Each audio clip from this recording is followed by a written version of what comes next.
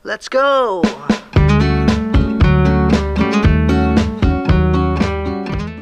Hello guys, last time po bininda po namin yung motorcycle namin.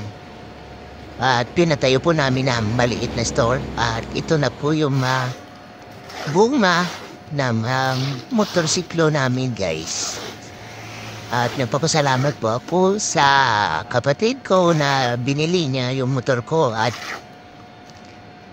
naka-start kami patayo ng store namin.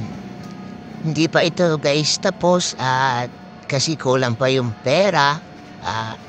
Nag-iipon pa kami ulit ng asawa ko para mapatayo at malagyan namin na pwede namin naibinta dito. May plano na po kami kung ano po yung ilalagay pero wala pang puhunan kaya hintay na lang guys at sana suportahan nyo kami. Salamat!